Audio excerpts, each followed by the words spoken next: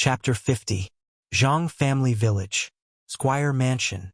A pale-faced male corpse was lying on the ground. There were 2 bloody holes on the side of his neck. The blood in his body had been sucked dry. His face was ferocious and frightened. Before he died, he had obviously suffered a great shock. Zhang Shan, Li Si, and the other 3 constables hid far behind.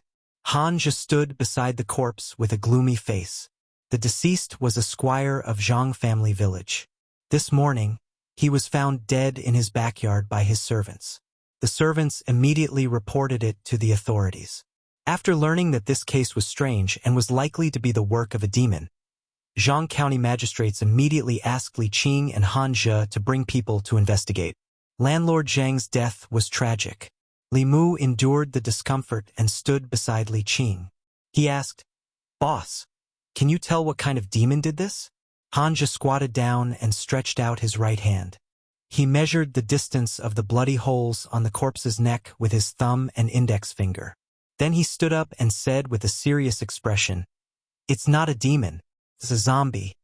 Li Mu could feel that after Han Zhe spoke, Li Qing's expression also became more serious. She looked at Han Zhe and asked, "What level of zombie is it?" "It's at least a jumping zombie." Han Zhe took a deep breath and said in surprise, "When did jumping zombies appear in Yangqiu County? Did it come from Zhou County next door?" Li Qing thought for a moment and shook her head. Zhou County is in the east, and Zhang Family Village is in the west. It shouldn't be from Zhou County. Whether it is or not, we're in big trouble this time, Han Zhe said in a deep voice. This thing is different from demons and ghosts. They have no humanity at all. If they hurt people once, they will hurt people again. We have to find and get rid of it as soon as possible. Li Mu's previous understanding of zombies all came from Hong Kong and Taiwan movies in the 80s and 90s. One of his favorite Hong Kong and Taiwan stars was the zombie Taoist Lin Zhengying. He was obsessed with his zombie movies. The zombies in this world were not the kind that jumped around in Qing Dynasty official uniforms. According to the records of demons in the 10 continents, zombies were transformed from human corpses after death. They were born from the resentment of heaven and earth. They were immortal, and could move according to the seasons. They liked to eat the blood essence of humans and animals. Low-level zombies were white zombies, black zombies, and jumping zombies. White zombies were covered with white hair, which meant they had just turned into zombies and were very easy to deal with. They were very afraid of sunlight and moved slow. White zombies ate the blood essence of cows and sheep.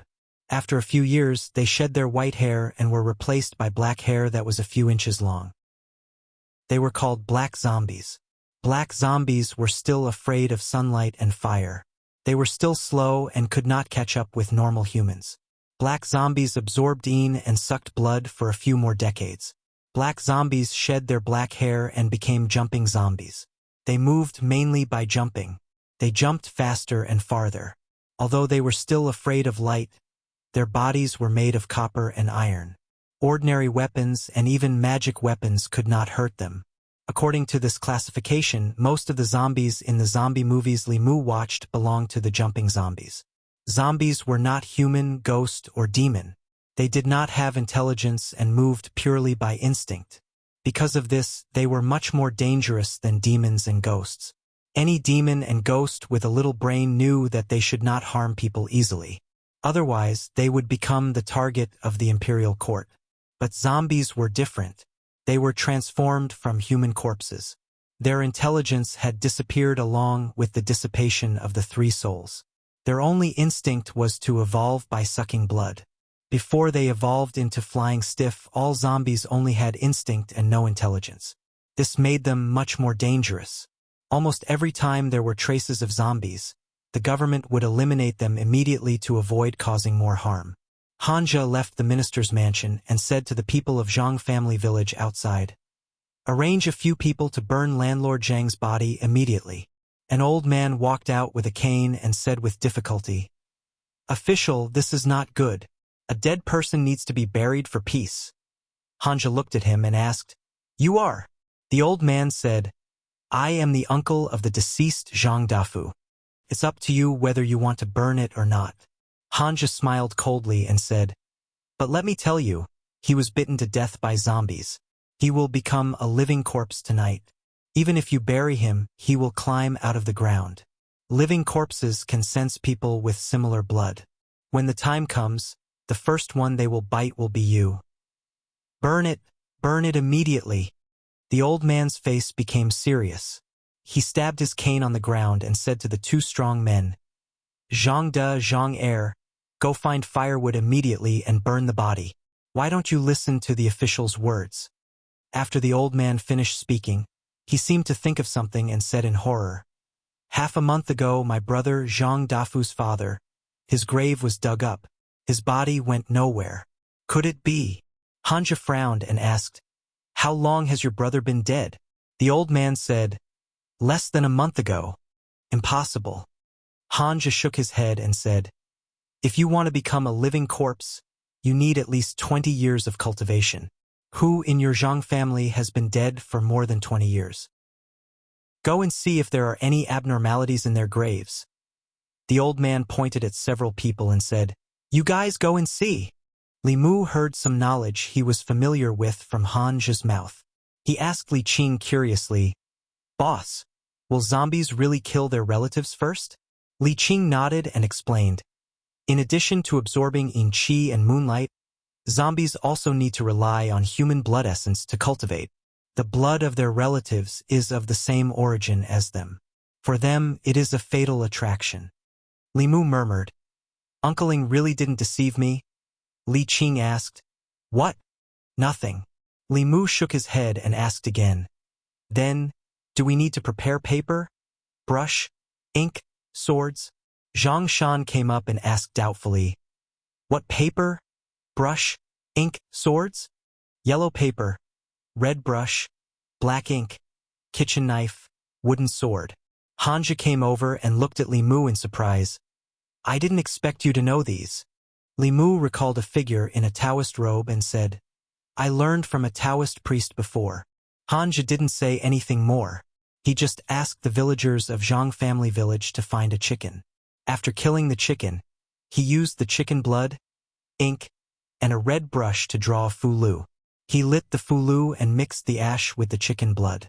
He said to Zhang Shan and the other constables, You guys, smear it on the blade, and then take some villagers to the nearby mountains to search. Pay attention to the graveyard and mass graves. If you find anything, come back immediately. A constable trembled and came up. Boss, what should we do if we encounter that thing? Hanja glanced at him and said, Don't worry. That thing is afraid of sunlight, so it won't appear during the day. But you must come back before the sun sets. If you encounter an accident, set off fireworks to call for help. Li Mu's Bai sword was originally a magic weapon, so it didn't need to be smeared with chicken blood. He was about to go out with Zhang Shan and the others to search for traces of the zombie when Li Qing suddenly said, Li Mu, stay here. Under Hanja's strange gaze, Li Mu came back and asked, Boss, do you need me to do anything? Li Qing, you stay here and watch over Landlord Zhang's direct relatives. Don't let them run around. If the zombie is an ancestor of the Zhang family, then it will definitely come back. Got it. Li Mu nodded and asked, Do you want to prepare some glutinous rice? Li Qing asked, What do you need glutinous rice for? Li Mu was confused. Isn't glutinous rice able to restrain zombies? Hanja snorted and said, Don't think that any Jianghu magician knows the real Taoist magic. I've never heard of glutinous rice restraining zombies. It's so easy to believe such nonsense. Miss Qing, I have to discipline this subordinate for you. If this goes on, not only will he get himself killed, but he will also drag his colleagues down. He's my man. You don't have to discipline him, Li Qing said coldly. Then she looked at Li Mu and said, There's no record of glutinous rice restraining zombies in books. Where did you hear it from? A Taoist priest. Li Mu smiled and said, His surname is Lin, and he's a Taoist master. His Taoist magic is specialized in restraining zombies and demons. People call him Zombie Taoist Priest or Taoist Ime. I learned a lot about zombies from him. He said that glutinous rice can restrain zombies. When encountering zombies, as long as you hold your breath, you won't be discovered. Li Qing's expression changed slightly. She said, "Zombies are dead things. They can't see or hear, but they can sense people's location by their breath. That Taoist priest should not be lying since he has such knowledge. There are countless Taoist magic, and no one knows all of it. Maybe this is his secret magic. As for whether it works or not, we'll know after trying it." Chapter 51. Li Qing didn't directly deny the use of the glutinous rice. Li Mu borrowed some glutinous rice from the villagers of Zhang village and sprinkled it around the ancestral hall of the Zhang family. Regardless of whether the glutinous rice had a restraining effect on zombies, there was no harm in making an extra layer of preparation. The villagers of Zhang village dispersed, and landlord Zhang's direct blood relatives were arranged to stay in the ancestral hall. Although zombies didn't have intelligence and didn't pick humans or animals for blood, the blood essence of direct blood relatives could accelerate their evolution.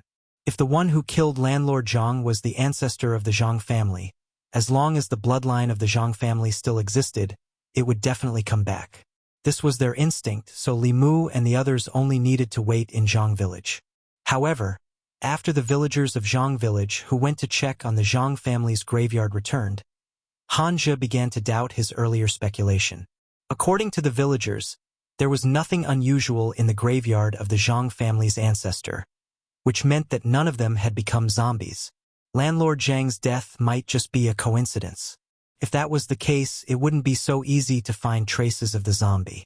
Li Mu thought of the disappearance of landlord Zhang's father's body and asked doubtfully, "Could it really be the older landlord Zhang? Under normal circumstances, this is impossible." Li Qing denied Li Mu's guess and said, "A corpse needs a certain opportunity to become a zombie.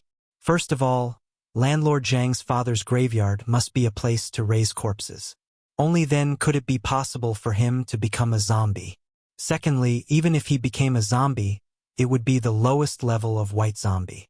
It would take at least 20 years to evolve into a jumping zombie, and the one who killed landlord Zhang was obviously a jumping zombie."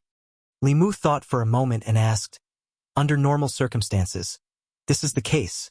What about abnormal circumstances?" Li Qing said, "Corpses that have just died not long ago can absorb a large amount of energy in a very short period of time and accelerate the evolution process. Perhaps someone has refined the corpses and forcibly helped them evolve. Or perhaps landlord Zhang's father was bitten to death by the flying stiff, but according to the Yaman's investigation, he died of illness. Obviously, if he wanted to know the origin of the zombie that killed landlord Zhang, he just had to see if it would come here tonight. If nothing unexpected happened, Li Mu wouldn't be able to go home tonight. For the past 2 days, he didn't have time to go back and tell Wan Wan." Li Mu felt guilty for taking Lu Hanyan's monthly food allowance. Zhang Shan, Li Si, and the others returned to Zhang village before dark. They searched the cemeteries and mass graves near Zhang village, but they didn't find anything. Hanja's face was filled with doubt as he muttered, "That's strange. That zombie couldn't have flown over. That's impossible. If it was a flying zombie, the North County would have already been in chaos." Li Mu learned from the Encyclopedia of Monsters in the 10 continents that the strength of a jumping stiff was about the same as a cultivator in the assembled spirit realm. Because they were like ghosts but not ghosts and like demons but not demons, many spells that targeted demons and ghosts were ineffective against them. This made the jumping stiff more difficult to deal with than evil ghosts and shape-shifting demons. However, no matter how difficult it was to deal with, no matter how strong the jumping stiff was, it didn't have any intelligence. Some relied on their instincts and their bodies were stiff. They could only jump and walk. However, a flying stiff was different. Once a zombie evolved into a flying stiff, it could pose a threat to cultivators in the middle realm. Not only would it have basic intelligence, but it could also jump and move like a normal person. It could also suck a person's blood essence and soul without leaving any external injuries. It was said that a flying stiff appeared in the neighboring Zhou County a few days ago. Even the county governor was alarmed. The chaos it caused had yet to subside. That flying stiff had countless eyes on it. Couldn't have run from Zhou County to here. Below the flying stiff, Li Qing and Hanja were here, so it couldn't cause too much trouble. The sky gradually darkened. Zhang Shan, Li Si, and the other 4 constables held weapons smeared with rune blood and stood guard around the ancestral hall. Li Mu sat in the ancestral hall with Bai in his arms, looking at the few direct descendants of the Zhang clan. Li Qing wasn't here. Although the zombie didn't have the 7 spirits, its body was extremely strong and its senses were even sharper. Li Qing was already in the assembled spirit realm. If she stayed here, the zombie might not dare to appear out of fear. Li Mu didn't know if the zombie would come. As he waited, he silently recited the Heart Sutra to cultivate. Unknowingly, it was already past the 4th hour. The Cho hour had passed. In other words, it was already past 3 in the morning. In the ancestral hall, the few direct descendants of the Zhang clan had already fallen asleep. Only 2 people were still awake. They leaned against the pillars of the ancestral hall, drowsy. Bang! Bang! Bang! Just as Li Mu was about to fall asleep, there was suddenly a hurried knock on the door of the ancestral hall. Li Mu was jolted awake. He pulled out the Bai sword and walked to the courtyard outside the ancestral hall. He asked loudly, "Who is it?" "It's me. Open the door." Zhang Shan's voice came from outside the door. Li Mu heaved a sigh of relief. He walked over and opened the door. Looking at Zhang Shan outside, he asked, "What's wrong? Did you find anything?" "I've been waiting for half the night, but I didn't find anything." Zhang Shan covered his buttocks and said anxiously, "I think I ate something bad today. Where's the outhouse? I can't hold it in any longer." Li Mu pointed to a corner in the courtyard. Zhang Shan covered his buttocks and immediately ran over. Li Mu closed the door. Before he reached the ancestral hall, there was another knock on the door. Bang! Bang! Bang! This time, the knocking was even more hurried than the previous one. Li Mu was about to walk over when the 2 sturdy wooden doors collapsed with 2 muffled thuds. A tall, dark figure appeared at the door. The moonlight shone on the figure, revealing a pale face without a trace of blood. The face was full of wrinkles, and the eyes were sunken deep into their sockets. 2 fangs protruded from the corners of his mouth. He stood at the door, and a gust of yin qi came from afar. "It's here." Li Mu was shocked. He immediately took out a bamboo tube from his bosom and lit it without hesitation. A flame shot out from the bamboo tube and exploded in the night sky. Roar! The zombie made a muffled sound from its throat and pounced at Li Mu. His knees did not bend, but it was extremely fast. It almost left an afterimage. The inch-long nails on its 10 fingers emitted a faint cold light as it stabbed at Li Mu's neck. So fast! Li Mu was shocked. He knew that although jumping zombies were not agile, their speed was much faster than ordinary people. However, he did not expect them to be so fast. Fortunately, he was prepared. He immediately used the leaping rock technique and jumped back several feet, dodging the zombie's attack. Sizzle! The zombie jumped to the ground, but a burst of black smoke suddenly rose from its feet. Its face revealed a hideous and painful expression. It instantly jumped back and did not dare to take another step forward. Li Mu looked at the layer of glutinous rice on the ground and discovered that there was a charred footprint on it. He heaved a sigh of relief and said in his heart, "Praise Uncle Ing." Zhang Shan came out of the outhouse in the corner of the ancestral hall and asked in confusion, "Li Mu, what's burnt? Oh my God, what is that?" Seeing the black figure at the door, Zhang Shan's body trembled. He was so scared that his legs went soft and he fell to the ground. Sensing Zhang Shan's aura, the black figure turned around and pounced on Zhang Shan. There was no glutinous rice scattered around the outhouse. Li Mu looked at Zhang Shan and shouted from afar, "Hold your breath!" Zhang Shan suddenly pinched his nose. The zombie's figure paused and stood in place. Its movements immediately slowed down. Seeing this scene, Li Mu secretly heaved a sigh of relief. The zombie could not see Zhang Shan in front of it, which meant that it could not see anything. At most, it was just a powerful jumping zombie. Li Qing and Hanja could easily deal with it. He reached into the cloth bag in his arms and took out a handful of glutinous rice. He sprinkled it on the zombie's body. Although the zombie couldn't see, it instinctively sensed danger and jumped away. The moment it landed on the ground, A talisman shot from the front and stuck to its forehead.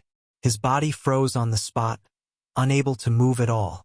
Hanja's figure walked out from the darkness. He looked at the zombie with disdain and said, "It's just a jumping zombie. It's neither a demon nor a ghost. What can it do?" "Be careful." Li Mu pushed his spiritual power to the extreme and almost instantly appeared beside Hanja. He kicked him away, making the 10 sharp nails that stabbed at Hanja's neck miss. The fulu on the zombie's forehead spontaneously combusted and turned into ashes. After the attack aimed at Hanja missed, it changed the direction of its 10 fingers and stabbed at Li Mu's chest. Bang! His attack still didn't hit. Not only that, but after his attack missed, his entire body was sent flying. Li Qing pushed the zombie back with a palm. She stood in front of Li Mu and said, "Leave it to me. You go and protect the Zhang family." "Boss, be careful." Li Mu warned her and quickly retreated to the ancestral hall's door in case the zombie suddenly attacked. After being knocked down by Li Qing, the zombie stood up in the air again. However, this time it just stood there in the distance and was not in a hurry to attack. Although it did not have intelligence, it could feel that the woman who had just pushed it back was very powerful. Suddenly, the zombie's body rose into the air again. However, it did not attack Li Qing. Instead, it quickly retreated. After a few leaps, it disappeared into the boundless night. Chapter 52. It ran away? Li Mu didn't expect the zombie to be so cowardly. After being repelled by Li Qing, it decisively retreated and disappeared in the blink of an eye. "Hanja, you stay here. I'll go after it." If the zombie was allowed to escape, it would definitely harm people again. Li Qing warned Hanja and chased in the direction the zombie disappeared. Hanja had just been kicked away by Li Mu. At this moment, he crawled up from the ground with a complicated expression. He glanced at Li Mu and said, "Glutinous rice really does have a restraining effect on zombies. I was ignorant and inexperienced in the past, and my skills were not good enough." Li Mu put away his sword and said, "I'll go see if anyone is injured." Li Mu walked out of the ancestral hall and found that Li Si and the other constables were still in their original positions. It seemed that the zombie was very persistent in its target and was bent on sucking the blood essence of its own people. He gathered everyone and went back to the ancestral hall's courtyard. He used glutinous rice to form a circle outside. Hanja looked at Li Mu again and said, "Thank you for what you did just now." "You're welcome." Li Mu didn't care and said, "If it was someone else, I would have saved them too." Hanja didn't say anything else, but a young man ran out of the ancestral hall and said in horror, "It's Grandpa. The zombie just now was Grandpa." Hanja frowned and asked, "That zombie was the older landlord Zhang. Are you sure you didn't get it wrong?" The young man trembled and said, "I can't be wrong. It's really Grandpa." "How is this possible?" Hanja looked doubtful and muttered, "Older landlord Zhang died not long ago. How could he become a jumping corpse? There must be a problem." Before he finished speaking, he suddenly felt a sense of danger and looked at the door. Almost at the same time, Li Mu also looked in the same direction. He saw a black shadow appear in front of the ancestral hall's courtyard again. The old landlord Zhang turned into a zombie and returned, but Li Qing didn't follow him. One of the constables panicked and shouted, "It's back! That thing is back!" Hanja didn't expect the zombie to know how to lure the tiger away from the mountain. His face became even gloomier. He quickly said to the constables, "Go back to the ancestral hall and close the door. Don't come out if you hear anything." Several bailiffs dragged the young man back to the ancestral hall. Only Li Mu, Hanja, and the zombie were left in the courtyard. After being burned by the glutinous rice, the zombie didn't immediately charge forward. It let out a low growl and suddenly spat out a cloud of black fog. The black fog spread in the direction of Hanja and Li Mu. The two of them didn't dare to delay and jumped back to the entrance of the ancestral hall. The black fog didn't spread over. It only swept across the ground of the courtyard. When the glutinous rice on the ground came into contact with the black fog, it instantly turned black. "Not good." Just as Hanja spoke, the zombie roared again and pounced. Without the restraint of the glutinous rice, he could set foot in any place in the courtyard. His first target was Li Mu.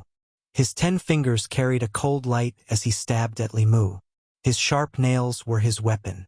As long as Li Mu was pierced by him, there would be 10 more bloody holes on his body. With Hanja around, Li Mu couldn't use his lightning technique. Of course, the zombie was extremely fast. Even if Li Mu used his lightning technique, he might not be able to hit it. Instead, he would be able to close in on him due to the pause in his casting. Fortunately, Li Mu was already very proficient in the light body movement technique. Although the zombie was fast, its agility was lacking. Li Mu dodged left and right with ease. What made him depressed was that he and Hanja were the only 2 people in the courtyard. However, even when the zombie passed by Hanja, it was indifferent. It was determined to attack him, as if it had identified Li Mu as its target. Suddenly, Li Mu thought of a possibility. Li Qing said that he had a pure yang body. His soul and blood essence were great nourishment for evil spirits. Could it be that the zombie could sense the difference in his body? Li Mu! Get out of the way! Hanja's voice sounded in his ears. Li Mu rolled on the ground and circled behind a pillar in the corridor. Hanja held the wooden sword in one hand and stabbed it into the zombie's body from the front. Peach wood was the essence of the 5 wood. It had the effect of warding off evil spirits and disaster relief. The peachwood sword in Hanja's hand was a magic tool that had been refined. The zombie had a head of copper and arms of iron. Its body was hard to be injured by blades and swords, but it was still pierced by the wooden sword. It let out a painful roar. With this roar, more black chi gushed out of its mouth and wrapped around the peachwood sword in its chest. He held the sword with both hands and actually pulled it out directly. With a kacha sound, it broke into 2 pieces. Bang! The zombie swept its arms. Hanja raised his arms to block, but his body was sent flying. Roar! After being injured, the zombie seemed to be even more ferocious. It roared a few times at the sky. Several rays of white moonlight were sucked into its mouth. Its body swelled up and its fangs protruded from the corners of its mouth. Its fingernails turned purple and grew an inch longer than before. After this series of changes happened to his body, at a certain moment, his body disappeared from where he stood. Li Mu's heart beat wildly. A strong sense of danger rose in his heart. He subconsciously used the light body technique and moved 3 feet to the side. Puff! He felt a sharp pain in his shoulder. Blood seeped out from under his uniform. At the same time, the zombie appeared where he had been standing. Drops of blood slowly dripped from its purple fingernails. Li Mu clutched his shoulder. He felt dizzy. In the next moment, the zombie disappeared from Li Mu's sight again. Bang! A figure was sent flying. The zombie was stopped by Hanja for a moment, and its figure reappeared. Hanja crawled up from the ground, holding a broken sword in his hand. He then took out an 8 trigrams mirror from his bosom and aimed it at the zombie. A beam of light shot out from the mirror, forcing the zombie to retreat temporarily. He wiped the blood from the corner of his mouth and looked back at Li Mu. He asked, "Are you okay?" Li Mu mobilized the Buddhist mana in his body and channeled it to the wound on his shoulder. The originally greenish-black wound emitted wisps of black gas and stopped bleeding. Li Mu's dizziness also gradually disappeared. He held Bai and shook his head. "I'm fine." Hanja forced himself to stand up. He said, "This bastard's cultivation is higher than I thought. Get out of the way." Li Mu looked at him. Obviously, he was an arrow at the end of its flight. He asked, "Can you do it?" Hanja twitched the corner of his mouth. He did not speak again. He threw down the broken sword and slowly walked to the corridor. The zombie was obviously afraid of the 8 trigrams mirror in Hanja's hand. It took 2 steps back and did not attack immediately. Hanja stood in the courtyard. He crossed his fingers and suddenly made a gesture. Taoist hand seal. Li Mu was shocked. At the same time, he sensed that the power of heaven and earth around him suddenly changed. Roar! The zombie seemed to have sensed that something was wrong. It roared and pounced at Hanja. However, when his body was in midair, he was sent flying back. A faint shadow appeared in front of Hanja. It was the shadow of an old man.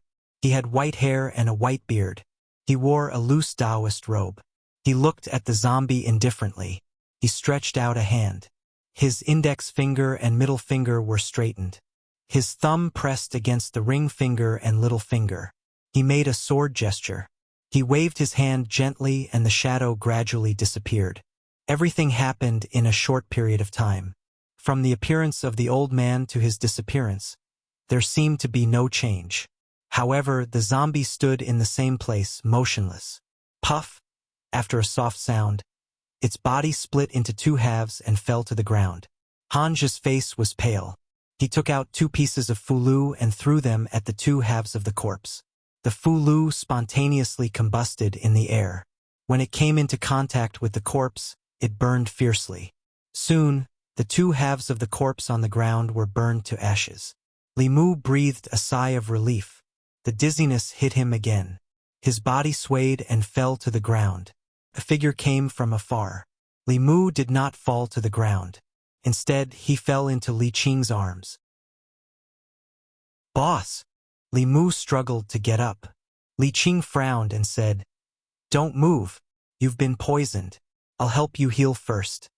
She held Limu's hand and continuously transferred her magic power to him. Hanja stood there. He lowered his head and looked at his arm that was accidentally scratched. He walked to the side and silently circulated his magic power to heal it. Chapter 53.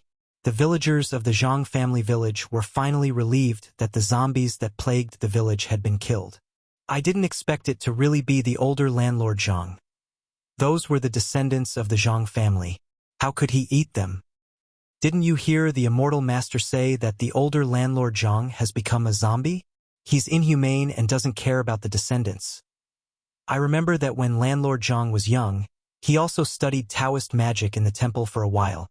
The Taoist priest even said that he had a good aptitude and that he couldn't even defeat a zombie. I think the monk is more powerful. I heard that the Buddha of Jinshan Temple appeared again the night before yesterday. After dawn, the villagers of the Zhang family village gathered around the ancestral hall of the Zhang family, pointing and discussing. Many people didn't sleep the whole night after such a thing happened in the village. As soon as dawn broke, they gathered their courage and came to the ancestral hall of the Zhang family to inquire about it.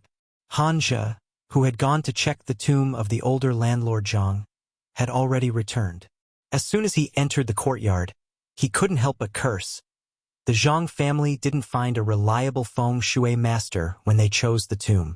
They said that it was a good place to bury the dead. Who knows how much evil spirit and resentment have accumulated over thousands of years. No wonder he turned into a zombie as soon as he was buried and evolved into a jumping zombie in such a short time. The only suspicious point about the zombie incident in the Zhang family village was that the older landlord Zhang had turned into a zombie not long after his death. Moreover, his cultivation was so high that Hanja and Limu were almost killed by him. After Hanja carefully checked the tomb, he finally found the answer. Not only was the place where Squire Zhang had been buried not a place with good feng shui, but it was also a cave of great evil.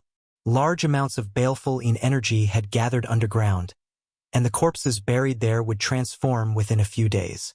After absorbing the baleful energy, their strength would explode for a short period of time. Coupled with the fact that they had absorbed the blood of their kin, they would have the terrifying cultivation base of a zombie.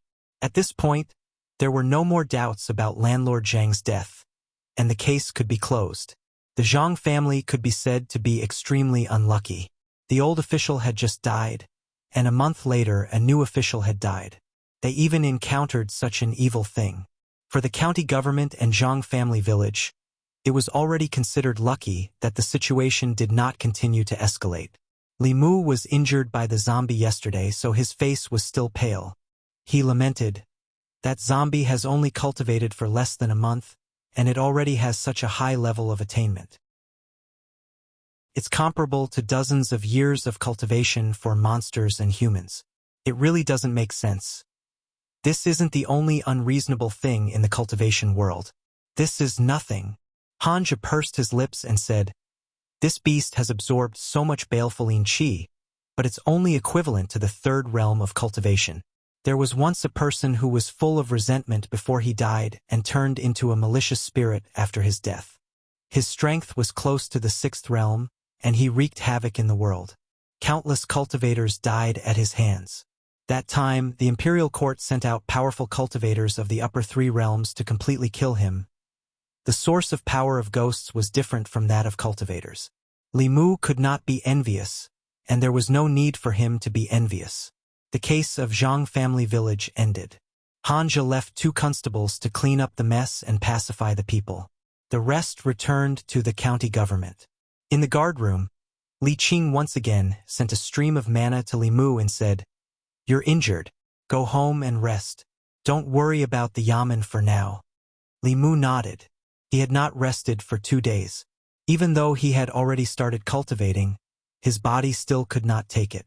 He walked out of the guard room and prepared to go home. Old Wang poked his head out of the guard room next door and said, "Li Mu, you haven't been here for 2 days. This morning, when the yamen just opened, a girl came to the county government to look for you." Li Mu was stunned and asked, "Girl? Which girl?" Old Wang thought for a moment and said, "I can't remember her name, but that girl was very beautiful. She had a good figure. In front of her, Miss Qing was like a child." Hearing Old Wang say this, Li Mu knew who came. Lu Hanyan came to the yamen to look for him this morning. Did she run into some kind of trouble? Li Mu walked all the way home. He planned to change his clothes first and then go next door to ask. He had just taken out his key when the door to the courtyard next door suddenly opened. Lu Hanyan walked out quickly. When she saw Li Mu, she sighed in relief and asked, "Where have you been these 2 days?" "2 cases happened in the yamen. I went out to investigate." Li Mu explained and asked again. "They said you went to the yamen to look for me. What happened?" Lu Hanyan rolled her eyes at him and said, "It was Wan who was worried about you. She asked me to go to the county yamen to ask." As she spoke, she saw the blood on Li Mu's shoulder. She quickly walked up and asked with a worried face, "Are you hurt?" Li Mu didn't have time to change his clothes and was ready to go back to treat the wound. He shook his head and said, "It's just a small wound." Lu Hanyan saw that the clothes on his shoulder were torn into strips of cloth and she could vaguely see a few horrible wounds. Her face was slightly pale and she asked, "How did you get hurt?" Li Mu was afraid that he would scare her by saying that it was a zombie scratch. He smiled and said, "It's nothing serious. I'll go back and change my clothes first." Li Mu returned home and took off his clothes. Li Qing only helped him get rid of the corpse poison. The wound on his shoulder was still there. It looked a little hideous and horrible, which made Li Mu feel a chill in his heart. The zombie's nails were really sharp. If there was a slight deviation last night, his whole arm would have been cut off. "Ah!" Li Mu was about to treat the wound when 2 exclamations suddenly came from the door. Wan was so scared that she covered her eyes. Lu Hanyan first turned around and then immediately turned back. Seeing the 5 wounds on Li Mu's shoulder, she hurriedly said, "Doctor, come in." Seeing a doctor with a medicine box come in, Li Mu knew that she had just called a doctor for him. The old man took a few steps forward and looked at Li Mu's shoulder in astonishment. He asked, "Hiss, it seems like he was scratched by something, but it doesn't look like a beast. Lady Lu, I'll make some medicine for him first. Please help him clean the wound first." Lu Hanyan looked at the little maidservant who was about to cry with a pale face and said, Wan, go and get some hot water." Wan quickly ran out and soon came in with a basin of hot water. Lu Hanyan wet the towel and sat in front of the bed. Li Mu quickly said, "I'll do it myself. I can do it?" Although he only exposed his shoulder at the moment, he must take off his shirt to clean the wound. Men and women should be careful. At that time, she would still be here, so it would be inappropriate. Seeing that Li Mu's other hand was not injured, Lu Hanyan handed him the towel and said, Wan, let's go out first." She walked out of the room and saw 2 figures, one fat and one thin, coming in from outside. Lu Hanyan had seen one of them and knew that he was also a bailiff of the county government. His surname seemed to be Zhang. Although she had never seen the other tall and thin one, looking at his official uniform, he should be another colleague. Li Si's eyes swept over Lu Hanyan and no longer looked at her. Zhang Shan smiled and said warmly, "Lady Lu, you're also here. You're here to see Li Mu, right? The doctor is applying medicine for him inside." Lu Hanyan nodded slightly to the two of them. She changed her mind and asked, "What case did he investigate these 2 days? How did he get so seriously injured?" Li Si did not answer, but Zhang Shan seemed to have opened up a chatterbox. He said with joy, "This case is a bit complicated. The chickens and sheep in Zhang village were sucked of blood. At first, we thought it was just 2 yellow-skinned elites, but who would have thought that there was a zombie? Last night, we fought with the zombie for 300 rounds. Li Mu was scratched by the zombie?" Lu Hanyan looked at them in a daze and murmured, "Demon zombie?" Zhang Shan nodded and said, "In fact, there was a tiger demon before, but it was killed by a monk. By the way, has the doctor finished applying medicine? I'll go in and see." Li Si kicked him in the leg and said, "What are you looking at?" The boss said to let Li Mu have a good rest and not disturb him. "You didn't go back last night. Why don't you go back and tell your wife?" Zhang Shan's expression changed when he heard this. He put down the fruit in his hand and immediately said, "I'll go back first. I'll come to see Li Mu later. Lady Lu, please help us take these things in." Chapter 54. The doctor helped Li Mu apply the medicine and simply bandaged his shoulder. Then he packed up and left. After a while, Lu Hanyan and Wan Wan walked into the room. He looked at Li Mu and moved his lips as if he wanted to say something, but stopped on second thought. Li Mu leaned against the headboard and said, "I'll give you the doctor's fee and medicine later." Lu Hanyan shook her head and said, "You're now the storyteller of the tea house. Many customers come here because of you. The tea house depends on you to make money. We can still afford to pay for the doctor's fee and medicine." Since she said so, Li Mu didn't insist. Wan Wan trotted to the bed and looked at Li Mu with admiration. She asked, "Young master, did you really go to catch a monster?" Li Mu had just heard Zhang Shan's voice coming from outside. Presumably, the talkative Zhang Shan must have told him everything. He might even add a few more details.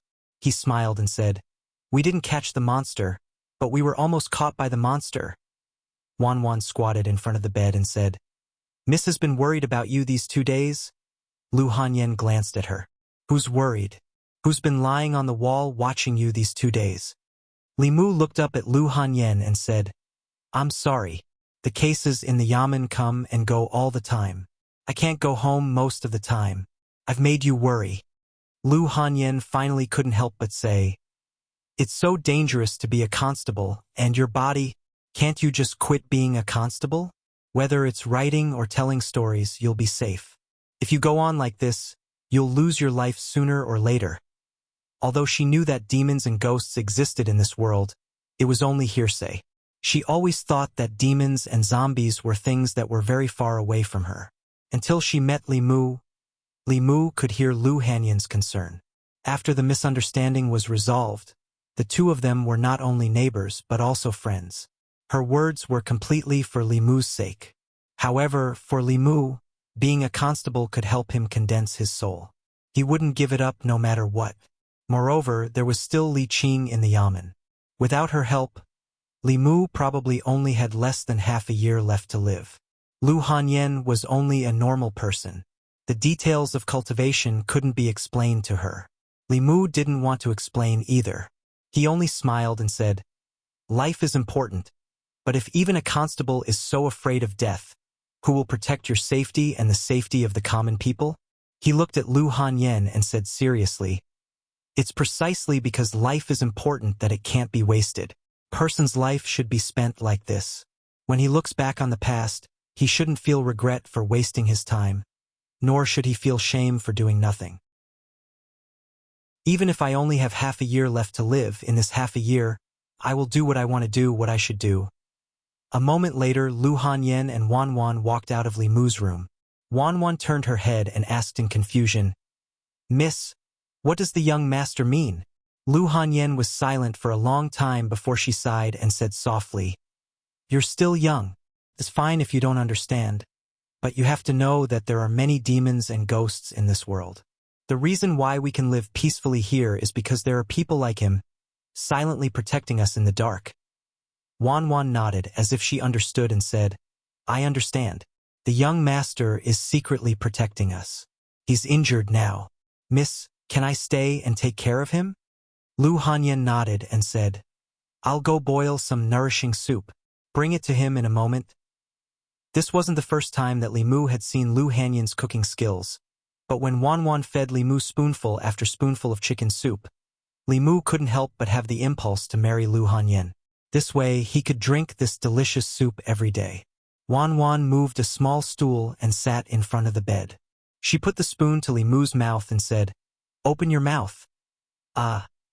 Li Mu opened his mouth and she slowly fed the soup to Li Mu. Li Mu originally wanted to drink it himself, but his right shoulder was injured. After applying medicine and bandaging, his entire arm couldn't move. Wan Wan saw that it was inconvenient for him to drink the soup with his left hand, so she picked up the bowl and fed him. Ever since Li Mu was weaned, he hadn't been served like this. The little maid was really considerate. He didn't dote on her for nothing these days. Wan Wan fed Li Mu soup and asked curiously, "Young master, can a tiger spirit talk? What do zombies look like? The books say that zombies can suck human blood and jump when they walk. Is it true?" Li Mu said leisurely, "They can talk. Not only can they talk, but they can also turn into humans. Zombies can suck the blood of humans, cows, and sheep. They don't just jump when they walk. The powerful zombies can not only walk like humans, but can also fly." When Li Qing walked into the room, she saw Li Mu lazily leaning against the bed. A pretty little maid was feeding him soup spoonful by spoonful. "Boss." Li Mu almost choked. When he was about to stand up, Li Qing waved her hand and said, "Sit down. I came to see you and give you a piece of fulu. Later, you can turn it into talisman water and drink it. After you recover, there won't be any scars left on your body." Li Mu took the fulu from Li Qing and said, "Thank you, boss." Li Qing added, "You can rest at ease and recuperate first. You don't have to go to the government office for the time being. Lord Zhang has already reported that glutinous rice can restrain zombies. It should be of help to the cultivators in Zhou County. When the disaster there is over, the county governor may reward you." Li Mu nodded and asked, "What about Huang Shu and his wife?" Li Qing said, "The Zhang County magistrates asked people to exchange some medicinal herbs for silver to compensate the villagers. The two demons were also released back to the mountain." With the two cases over, Li Mu had nothing to worry about. Suddenly, he remembered something and asked, "Boss, the magic that Constable Han used to kill the zombie was a Taoist magic art, right?" "Not exactly." Li Qing thought for a while and explained, "In the Fulu school, his branch once had a strong cultivator of the upper realm. Although he didn't create his own Taoist magic art, he left behind a magic art that was close to Taoist magic art for his descendants. When using this magic art, one could summon his doppelganger and control this doppelganger to use a magic art. When Hanja, who was in the soul-condensing realm, used this magic art, he could summon a doppelganger of the supernatural realm. The biggest difference between human cultivators and demons was that there was an endless supply of magic arts. Hanja was only in the second realm, but he could kill a zombie that was infinitely close to the fourth realm. Dealing with Lin Wan, who was also in the second realm, was as easy as blowing off dust. Although Li Mu could also use the thunder magic with his soul-refining realm cultivation, it was not as convenient as Hanja's. He could summon a doppelganger and stand aside to watch the show. He still had to spend a lot of time practicing the technique of striking people. When his thunder magic could hit where it was directed, predict the enemy's position, and accurately hit a moving enemy, only then would it be considered a small success. Li Qing's gaze swept past Wan Wan, and she said to Li Mu, "You rest first. There are still some suspicious points in the case of Zhang family village that need to be investigated. I'll go back to the Yamen first and come see you in 2 days." Li Mu sharply sensed Li Qing's gaze and explained, "Wan Wan is my neighbor. She specially came over to take care of me." Before Li Qing left, the trusting look in her eyes made Li Mu feel very touched.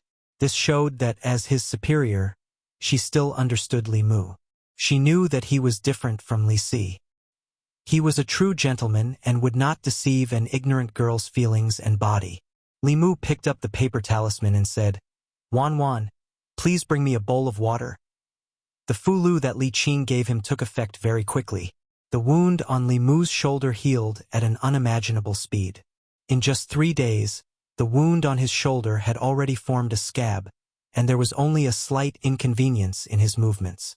These 3 days were the most comfortable days Li Mu had had since he came to this world. Under Wan Wan's care, his clothes and food were all provided to him. Other than going to the toilet, there was someone to do everything for him. Li Mu finally understood why rich families always kept a few servant girls. This kind of life was simply a land of warmth and gentleness, however. A land of warmth and gentleness was also a hero's grave. Li Mu understood this principle. After enjoying the life of a young master for 3 days, he once again went to the tea house of Yunyan Pavilion. In the private room, Lu Hanyan looked at him and advised, "You should rest for a few more days. It won't be too late to come back after your injuries have healed." "No need." Li Mu shook his head and said, "As a storyteller, the people who like me are my parents. I can't let them wait for too long." Lu Hanyan saw that his complexion was good and did not insist. She only looked at Li Mu with a strange expression and asked, "Then do you mind letting your parents know where you live? Many of them want to personally come and give you gifts." "Please don't." Li Mu waved his hand and said, "You know, I'm a low-key person. I only want to live a quiet life and don't want to be disturbed by too many people." Chapter 55. Yunyan Pavilion Tea House. After the rooster crowed, the old man still didn't dare to go back. It wasn't until noon, when the sun was high in the sky, that he walked back nervously. However, when he returned to Clearwater Bay, he saw an unbelievable scene. He saw the 2 water ghosts, the young man who passed by that day, and the Taoist priest working together to steal all his grapes. After a few days, the young storyteller finally returned. Everyone heard the ending of the story of the water ghost and the old man as they wished. Although many people were shocked by the sudden turn of events and slammed the table in anger, they had no choice but to admit that this unheard-of plot was much more exciting than listening to other storytellers. This young storyteller would tell 3 to 5 stories a day. When he reached the last story, in order to keep the guests, he would purposely stop at the most exciting part. Although everyone was angry, they knew that this was the storyteller's way of keeping the guests. At most, they would curse a few words, but they wouldn't rush up the stage to beat the storyteller up. In Yuntai County, there was a county magistrate named Li. His family was very rich and raised 7 beautiful concubines. His treasures were piled up like a mountain. One day, County Magistrate Li suddenly died. A Taoist priest came to his house and said that he could bring him back to life. The Taoist priest gave County Magistrate Li's old servant a paper bag and warned him to look at it only when the situation was critical. After that, the Taoist priest disappeared. When the old servant returned home, he couldn't help but open the paper bag and secretly look at its contents. What was written on the paper was, "If you want to know what was written on the paper tomorrow at the same time, be there or be square." The gripping story, the familiar, "If you want to know what will happen in the future, wait for the next episode." The guests below the stage angrily shouted a few times, "Bastard! This again! I'll break your legs," and so on. Then they scattered while cursing. Li Mu slipped out of Yunyan Pavilion through the back door. He estimated that at this speed, he would be able to gather all the anger he needed to condense the second soul in 10 days and half a month. If he had enough courage to refine the anger, he would be able to refine the second soul immediately. He did not know if the tiger demon was bold enough. If it was not, he would have to find other opportunities. Old Wang's theory of survival of the fittest was cruel, but it was a realistic law of survival. Li Mu would not kill demons and take their souls for the sake of cultivation, but if the evil demons were executed on the spot, he would not waste his courage. It was not that there were no shortcuts on the road of cultivation, but one had to stick to one's heart and bottom line. Li Mu was always using Li Qing's words to ask himself, He went to the duty room and saw Zhang Shan, Li Si, and Old Wang eating watermelon around the table. Zhang Shan looked up and asked in surprise, Li Mu, why did you come to the yamen instead of recuperating? Li Mu picked up a slice of watermelon and said, the boss gave me a fulu for treatment. I'm almost healed. Zhang Shan shook his head and said, you've just recovered and you're already here. You're really getting more and more diligent? Old Wang asked Li Mu while eating the watermelon. Where did you learn that glutinous rice can restrain zombies? I've looked through hundreds of books, but I couldn't find any record of it. Li Mu said, a Taoist priest told me when I was young. It might be his secret method. It's also possible. Old Wang threw away the watermelon peel and said, you have to write this down in the Encyclopedia of Monsters in the 10 continents. Later on, when people encounter zombies, they will have one more way to defend themselves. He wiped his mouth and asked, by the way, did you take the zombies' courage? Li Mu was stunned for a moment and asked, zombies also have courage? Zombies have been dead for so long that their spirits have long been scattered. Of course not. Old Wang shook his head and said, but you don't think that zombies only suck human blood when they harm people, do you? Old Wang read a lot of books and his knowledge was much broader than Li Mu's. Li Mu looked at him and asked, what else? Old Wang picked up another slice of watermelon and said, white zombies and black zombies only suck human blood. They just became zombies not long ago and can only suck human blood. But jumping zombies are different. Not only can they absorb the moonlight to cultivate, but they can also absorb the human spirit when they suck blood. A jumping zombie with decades of cultivation has accumulated a lot of people's courage in its body. It's much more useful than monsters. Li Mu said regretfully. Why didn't you say so earlier? Old Wang shrugged. You didn't ask earlier. Li Mu really didn't know this. If he had known earlier, he would have asked Tanja to burn the zombie later. But on second thought, old landlord Zhang was different from those jumping zombies with decades of cultivation. He had died less than half a month ago and had only bitten one person and 2 sheep. There shouldn't be much courage left in his body. Thinking of this, he didn't feel so regretful. It's not too late to know now. Old Wang finished the watermelon quickly and said, the zombie disaster in Zhou County hasn't been solved yet. If you go to Zhou County now, you should be able to absorb a lot of courage. Many cultivators in Beijing have gone to Zhou County. In addition to helping to quell the zombie disaster, they should also have the same idea. Although the courage of the zombies in Zhou County was very attractive to Li Mu could still weigh his own weight. A jumping zombie almost killed him. Zhou County even had flying zombies. Wasn't it better to follow Li Qing and kill a few evil monsters? There was no need to take such a big risk just to take a shortcut. However, Old Wang reminded him that there was nothing wrong with reading more books. If Li Mu was as knowledgeable as Old Wang, he wouldn't have wasted so many opportunities. He looked at Old Wang and said, what books have you been reading recently? Recommend a few to me. Old Wang thought for a moment and said, Picking Flowers, A Curtain of Spring Dreams, Beautiful Empress of 10,000 Demons, and Strange Stories from a Chinese Studio. It was just published yesterday. It really opened my eyes. There are people and ghosts, people and demons, people and ghosts and demons. There are female ghosts, snake demons, and even dragons. I have to admit that the person who wrote this book is really a genius. When Zhang Shan heard this, he immediately became spirited and said, Old Wang, when you finish reading these books, lend them to me. Picking Flowers, Spring Dreams, Beautiful Empress didn't sound like a serious book. How could it be compared with Strange Stories from a Chinese Studio? One was a pure erotic novel, while the other had depth and connotation. It either exposed the darkness of feudal rule or resisted the shackles of feudal etiquette. Through the love between demons and humans, the author expressed the author's pursuit of ideal love. A serious person would see a breakthrough in feudal etiquette, but an old man like Old Wang would see a life-and-death friend, a hero, and a son-in-law. People who walked different paths couldn't make plans together. Li Mu waved his hand and said, Lend me the Records of Demons in the 10 Continents for 2 days. I'll return it to you after I finish reading it.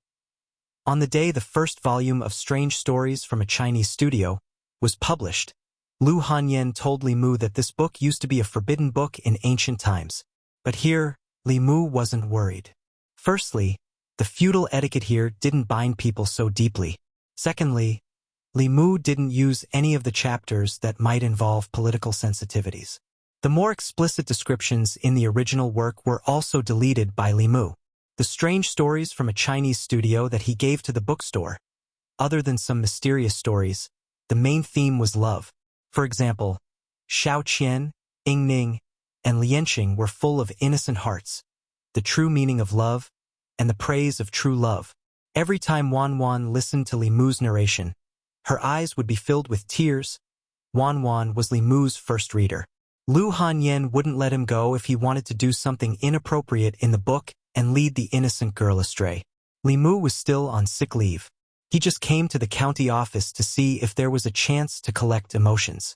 Since there wasn't, he didn't plan to talk to Old Wang and the others about their life-and-death friendship. Before leaving, Li Mu said to Old Wang, "Next time, if something like this happens again, remember to tell me in advance."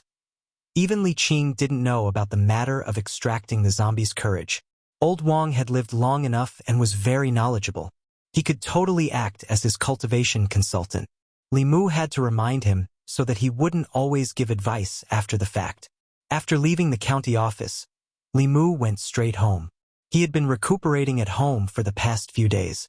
Although he had found out about the person Su he asked him to find out, he didn't have the chance to tell her. After returning home, Li Mu first cooked noodles for him and Wan Wan. After lunch, he personally cooked a few dishes and put them in a lunchbox.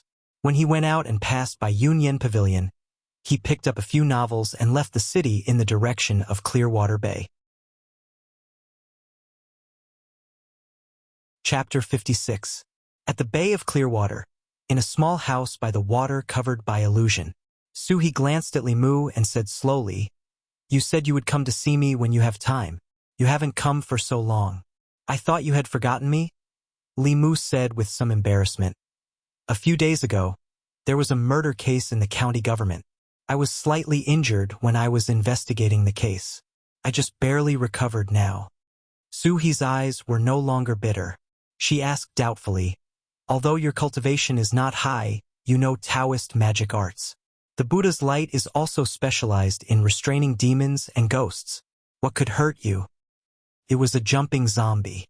Li Mu explained, "I haven't fully mastered the thunder method. It's not easy to use it in front of outsiders." He didn't continue the topic. He put the food box on the table and said, "Before I came, I made a few dishes. Have a taste." Su-He suddenly became interested. She floated to the table and said, "I haven't tasted food for 20 years. You are so considerate." Li Mu just felt that it was not good to come empty-handed. But he was poor and had nothing to give her. The only thing he could give was his cooking skills. Although Su-He had the body of evil ghost, her cultivation had reached the middle three realms. It was just a matter of a thought for her to condense a body. Even if the condensed body was fundamentally different from a living person's body, most of its functions were the same. Li Mu sat at the table and asked, "How does it taste?" Su-He's eyes flashed and said, "Even if you say you are not a constable, but a chef in a restaurant, I will believe you." Li Mu smiled and said, "If it suits your taste, I will bring more next time." Su-He reached out her hand and said, "It's a deal." Li Mu reached out his hand and clapped with her hand. He said, "It's a deal." Su-He ate slowly. Li Mu thought of the purpose of his visit and said, "I found the person you asked me to inquire about last time." Su-He paused in the middle of picking up the food and asked faintly, "Is he still in Yangqiu County?" "No." Li Mu shook his head and said, "He was only the county magistrate of Yangqiu County for half a year before he was transferred to another county. I heard that he was promoted and even married the county magistrate's daughter." Su-He pursed her lips. "Heh, men?" Li Mu asked, "Does Miss Su have a grudge against Chui Ming?" Su-He's eyes turned fierce. She gritted her teeth and said, "Life and death grudge." She did not explain in detail and Li Mu did not ask. He only remembered the name Chui Ming. Su-He had saved his life. If he had the chance to meet her enemy in the future, he would figure out the whole story and think of a way to avenge her. Suhi's expression quickly returned to normal.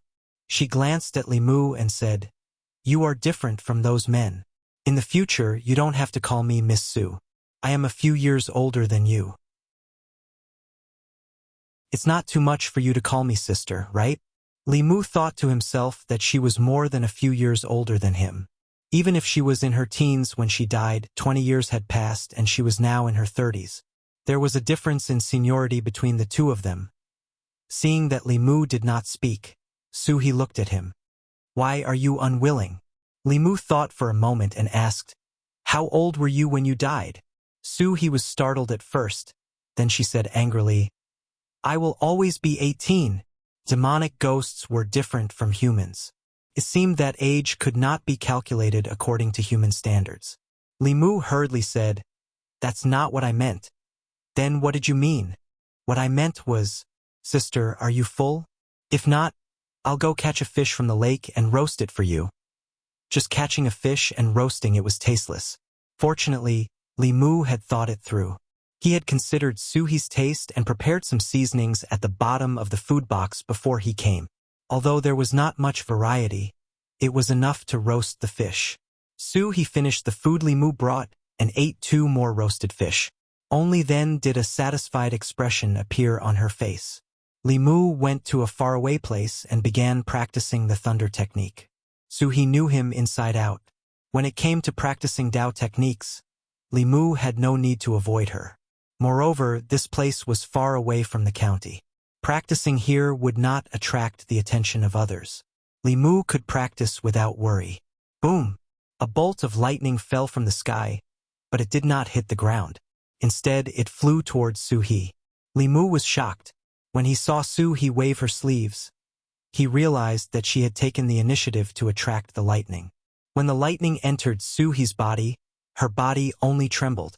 Then she looked at Li Mu and said, "This is indeed not an ordinary lightning. The Dao technique you used is also not an ordinary Dao technique. The scripture you used to save Lin Wan was also a little different. 3 years ago, there was a monk who wanted to save me. Their Buddha's light was not as powerful as yours." Li Mu sighed in his heart. His strongest attack could not hurt Suhi at all. The difference in strength between the middle realm and the lower realm was too great. This thunder technique is not ordinary. Wait until you reach the soul condensation realm before you use it. Even I would not dare to take it head-on. Suhi flew over and said, "Wait until you are proficient in this thunder technique. Below the middle realm, there will be few who can match you. Try to continue attacking me." With Suhi as his sparring partner, occasionally giving Li Mu some pointers, he became more and more proficient in the use of the confrontation formula. In the beginning, he missed every time, but in the end, he could already predict and interrupt her attack route. Although he still could not accurately hit her, as long as Li Mu practiced diligently, it was only a matter of time. A moment later, Li Mu's Fa Li was exhausted and he sat on the grass to rest. Suhi lazily laid down beside him and began to flip through the novels that Li Mu brought her. The first few books, after flipping through a few pages, she threw them aside. Those scholars, after 20 years, their routines had not changed at all. Mediocre youngsters who had a fortuitous encounter, slaying demons and eliminating evil for the people. Finally, they became famous all over the world, surrounded by beauties, and walked to the peak of life. She was already tired of reading these stories 20 years ago. Only this book called Strange Stories from a Strange Story. Every story was short, but it was thought-provoking. In the story, whether it was humans, demons, or ghosts, they were all made of flesh and blood. Unknowingly, she was fascinated by it. In those novels on the market, demons and ghosts were almost all evil. They sucked people's blood essence, stole people's souls, and brought disaster to the world. The protagonists in the stories often took it as their duty to slay demons and devils. But in this Strange Stories from a Strange Story, demons and ghosts were no longer evil. They also had human emotions. They were affectionate and righteous, true to their nature. The author of a book would often express their thoughts and views in the book. From this, It could be seen that this person called Pu Songling had a fair heart towards demons and ghosts. Suhi looked at Li Mu and asked, "Is there more at the back?" Li Mu turned his head and said, "Only one volume has been published so far. I don't know when the second volume will be published. Next time I'll give you the manuscript at the back." Suhi was slightly stunned. She looked at him and asked, "You wrote this?" Li Mu said sorry to Pu Songling in his heart. There was no Mr. Strange Stories from a Strange Story in this world. In the eyes of Lu Hanyen and Wan Wan, Li Mu was Pu Songling. There was no need for him to deny it in front of Suhi. Otherwise, when she found out in the future, she might blame him for hiding it. He said casually, "The salary of a bailiff is not high. In my free time, I write novels to earn some royalties to support my family." It was not that Suhi did not believe in Li Mu. She was just surprised that he, as a bailiff, could write such a delicate and touching story. After accepting this fact, she closed the Strange Stories from a Strange Story in her hand and said, "These stories are beautiful, but in reality, there are not so many infatuated men." Li Mu knew that she was prejudiced against men. This kind of view could not be changed in a short time. He could only say, "In this world, there are not many infatuated men, but not all of them are heartless people." Suhi said, "Only someone with a pure heart like you can write such a story." Li Mu said, "Demons and ghosts are not all evil things that bring disaster to the world. I just wrote what I thought in my heart. What is written in the book is what you think in your heart." "Of course." Suhi nodded and said, "I have one more question." Li Mu asked, "What question?" "Why do the humans in the book always have sex with female ghosts?" Suhi looked into his eyes and asked, "Is this also what you think in your heart?" Chapter 57. Li Mu gave Suhi Strange Stories from a Strange Story because he wanted to change her prejudice against men, not because he wanted her to worry about such a pointless question. He also didn't want her to misunderstand and think that he was hinting at something. Li Mu opened his mouth and said, This is not important." Suhi picked up the book again and said, "Speaking of which, there are not only female ghosts in the book, there are also all kinds of female demons and even dragons. You don't have any weird fetishes, do you?" "Of course not," Li Mu said with a straight face. "I'm not married yet, and my primordial yang is still there. How could I have such fetishes? What I want to express is that love has no boundaries. No matter if it's a human, demon, or ghost, they all have the right to pursue love." Suhi said indifferently, "Even if you do, it's nothing. After all, I'm still your sister. Do you want me to catch a female ghost that can only materialize and give it to you next time? I still have things to do at the yamen. Goodbye." After leaving Clearwater Bay, Li Mu let out a long sigh of relief. The first time they met, he knew that Suhi was not easy to deal with. After they got familiar with each other, she drove so fast that Li Mu could not keep up with her. A female ghost with 20 years of cultivation was indeed different from Lin Wan, who had just died. Next time, he should not give her the latter part of Strange Stories from a Strange Story, in case she thought that Li Mu was hinting at something and turned Li Mu into her own kind on a whim. This was not the first time she had such thoughts. Li Mu treated her as a friend, but she always wanted Li Mu's life. Friendship was friendship, but when it was time to guard against her, he still had to guard against her. When he returned to the county and passed by the bookstore, Li Mu glanced at it from afar. Strange Stories from a Strange Story had been officially on sale for 2 days. From the sales, it was not very high, but the bookstore would not lose money. In fact, it would make a small profit. Union Pavilion was just a newly opened bookstore in Yangshuo County. Its influence was limited to Yangshuo County. It only had a limited number of readers, and there was competition from other bookstores. It was impossible to achieve financial freedom for a book to become popular. Fortunately, those who could read usually came from well-off families. Every bookstore had a fixed number of customers. The Union Pavilion had just opened, so it was the time to attract customers.